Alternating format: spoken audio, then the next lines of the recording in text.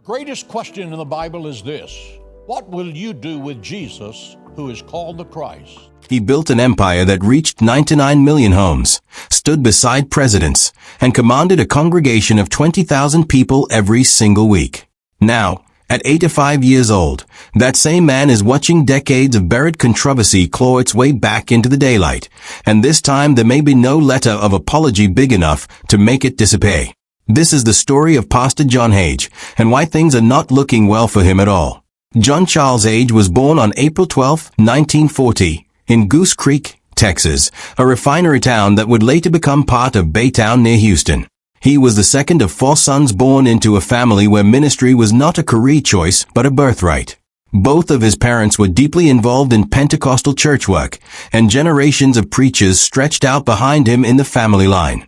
His father planted Assemblies of God congregations in the Houston area and later pastored a church in Corpus Christi. For young John, church was not something the family visited on Sundays.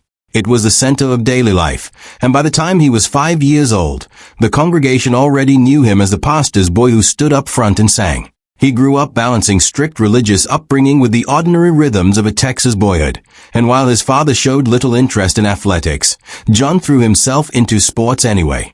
At Reagan High School in Houston, he became a National Honor Society student, earned varsity letters in 4 different sports, and rose to team captain in football. His grades and leadership were strong enough that he secured a commission to the United States Military Academy at West Point, a future that promised rank, structure, and an entirely different life than the one he would eventually choose. That future changed in a single night. On a Thursday in January of 1958, 17-year-old John sat in the back pew of his father's church during a revival service. Up to that point, he had planned quietly to leave church life behind once he was old enough to do it. He had sports, he had West Point, and he had a path already mapped out for him. But during the altar call that evening, he later described feeling an overwhelming pull toward ministry. He walked to the front of the church, gave his life to what he believed was a calling, and by the next morning he had withdrawn from Reagan High School despite his strong grades and bright athletic future. Within days, he enrolled at Southwestern Bible Institute in Waxahachie, Texas, an Assemblies of God school later renamed Southwestern Assemblies of God University. His new life was demanding from the start. Only weeks after enrolling, he preached his first sermon at his father's church in Houston in the spring of 1958. During the week he sat in class, and on weekends he traveled to whichever small congregations would have him, building experience one revival meeting at a time. He worked in a church furniture factory to pay his way, spending his days handling pews and pulpits and his nights standing behind them. By his early 20s, he had already lived years of non-stop travel, study, and preaching. In 1962, he earned a football scholarship to Trinity University in San Antonio, completing a bachelor's degree in history and education by 1964. He moved briefly into coaching at a local middle school, where his teams won district championships in multiple sports, before enrolling at North Texas State University to complete a master's degree in educational administration by 1966. That graduate training in leadership and administration would later separate him from many of his ministry peers, shaping the way he would eventually build institutions and manage a sprawling organization.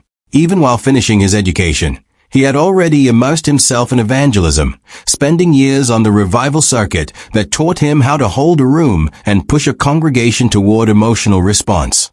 By 1966, at just 26 years old, he was ready to build something permanent, and that October he founded Trinity Church in San Antonio. The congregation grew quickly, moving into a larger sanctuary within 6 years. Then, in May of 1975, he abruptly resigned as senior pastor, less than a decade after founding the church. Rather than moving toward a bigger platform, he took over a struggling congregation of roughly 25 people in Castle Hills, stripped away its old identity, and rebuilt it from the ground up.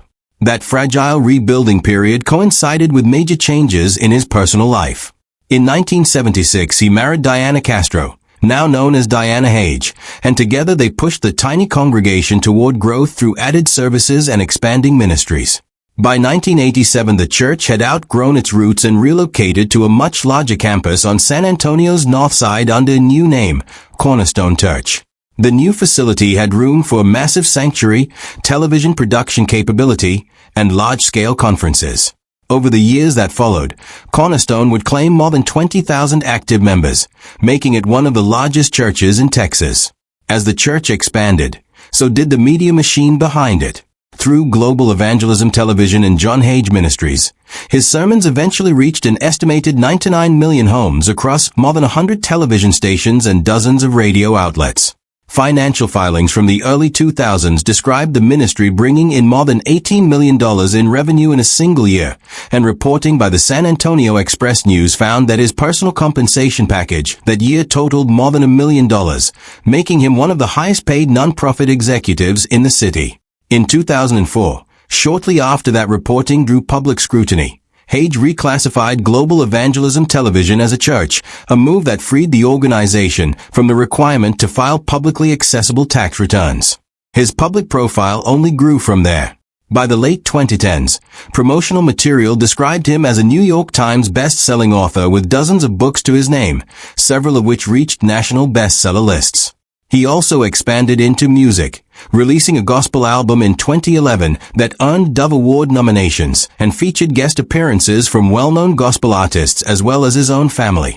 Piece by piece, he had built something far larger than a single pulpit, a media brand that spanned preaching, publishing, television, and eventually politics. At the heart of much of that preaching sat a message about wealth and prosperity. Hagee often taught that giving generously would be rewarded materially, tying biblical passages about blessing directly to financial offerings and telling congregants that poverty itself functioned as a kind of curse tied to a lack of giving. Watchdog groups and online critics argued for years that this framing pressured struggling believers into donating money they could not afford to lose, in exchange for promises of financial breakthrough. A 2025 online investigation highlighted a sermon in which Hagee applied ancient covenant blessings directly to modern-day donors, a move that some evangelical critics said stripped the original scripture of its context and turned it into something closer to a financial transaction than an act of worship. Estimates of his personal wealth vary widely depending on the source. Some commentators have placed his net worth as high as $50 million, while other outlets have offered far more conservative figures. What is well documented through public records and investigative reporting is that a family trust purchased a ranch of several thousand acres near Brackettville, Texas, for more than $5.5 million, complete with multiple lodges, a private airstrip, and facilities for hosting hunts. Reporters have also pointed to multiple homes owned by the Hagee family inside one of San Antonio's most exclusive gated communities. For critics, the contrast between that lifestyle and a ministry built partly on appeals for donations from ordinary believers has remained one of the most persistent points of tension in his public reputation. Hagee's deepest and most consistent commitment, though, has always been to Israel, which he ties directly to a very literal reading of biblical end times prophecy. In his 2006 book Jerusalem Countdown, he argued that future conflict involving Israel would set off a chain of biblical battles that would move the world closer to the return of Christ. He built an organization called Christians United for Israel that grew into one of the largest pro-Israel lobbying groups in the country, claiming millions of member households and real influence over how Republican candidates approached Israel policy. That same theology led him, in October 2014, to suggest on his broadcast that an Ebola outbreak dominating headlines at the time might represent a form of divine judgment connected to pressure on Israel over Jerusalem. It is that same apocalyptic worldview that has repeatedly pulled him into serious controversy, particularly around remarks that many Jewish organizations and commentators have described as anti-Semitic. In a sermon from the late 1990s, preaching from the book of Jeremiah, Hagee suggested that Adolf Hitler served as an instrument that God allowed in order to push Jewish people toward returning to Israel. When an audio recording of that sermon resurfaced during the 2008 presidential race, it caused an immediate political firestorm. Senator John McCain, who had accepted Hagee's endorsement, publicly rejected it within a day, calling the remarks deeply offensive, and Hagee withdrew his endorsement shortly afterward, saying the comments had been mischaracterized and insisting he had never condoned the Holocaust in any way. That was not the only remark that stuck to him. Hagee has also been documented describing Hitler as coming from what he called a mixed Jewish lineage, tying the claim to an interpretation of biblical ancestry and framing historical persecution of Jewish people as connected to disobedience rather than simply as violence committed against them. Jewish scholars and writers have said this line of thinking echoes older and deeply harmful religious narratives that shift blame for anti-Semitic violence onto its victims. He has also repeated claims tying prominent Jewish banking families to control over global finance, language that mainstream economists have found no support for, and that critics say borrows directly from long discredited conspiracy theories. These controversies did not stay in the past. In November 2023, following the Hamas attacks of October 7th, Hagee was invited to speak at the March for Israel rally on the National Mall in Washington, an event organized to show solidarity with Israel and to condemn rising anti-Semitism. His presence on that stage set off immediate backlash from multiple Jewish and civil rights organizations, including groups like J Street, Trua, and the Council on American Islamic Relations, all of which argued that including a speaker with his history undercut the very message the rally was meant to send.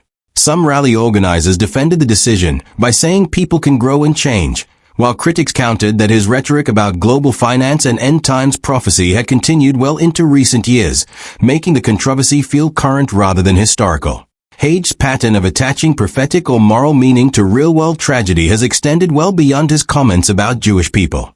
In a 2006 interview on NPR, he said Hurricane Katrina represented a form of divine judgment on New Orleans, pointing to a planned pride parade as part of his reasoning, a comment that outraged many given that the storm had killed more than 1,000 people. That same year, in a separate NPR interview, he stated that people who live by the Quran carry a scriptural mandate to kill Christians and Jews, a claim that advocacy groups condemned as sweeping and inaccurate, since it treated an entire global religion as inherently violent rather than distinguishing between extremists and the vast majority of ordinary believers.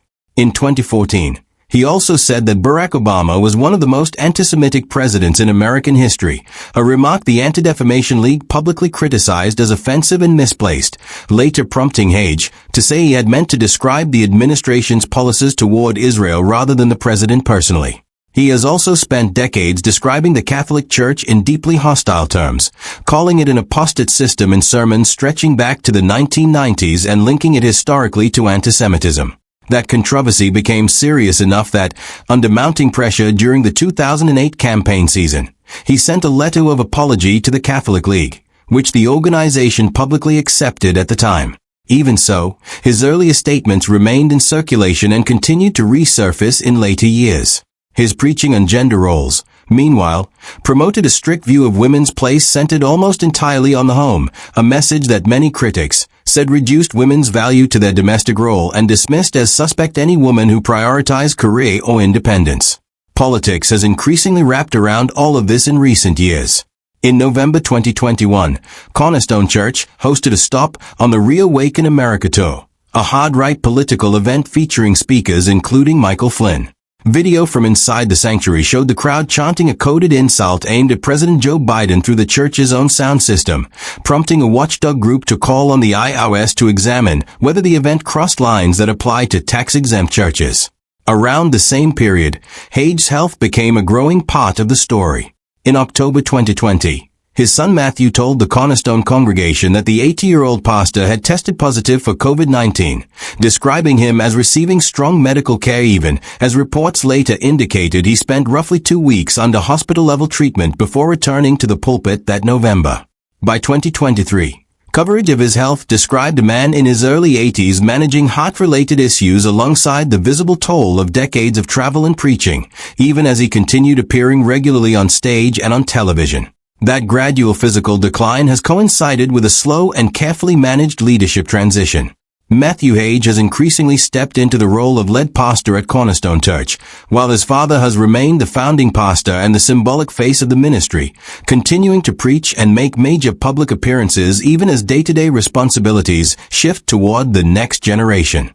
It has not looked like a sudden handover so much as a slow passing of the torch in full public view. And yet, even as that succession unfolds quietly in the background, the old controversies keep finding their way back into headlines.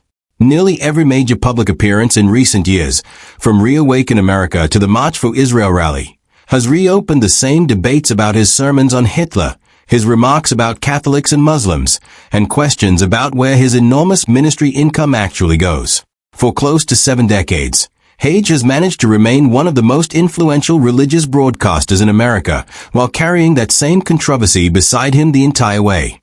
Now, in his mid-80s, with his health increasingly fragile and his son already stepping into leadership, the question facing his ministry is no longer just about theology or money. It is about legacy, and whether the record that keeps resurfacing will end up defining how John Hagee is remembered long after he has left the pulpit for good.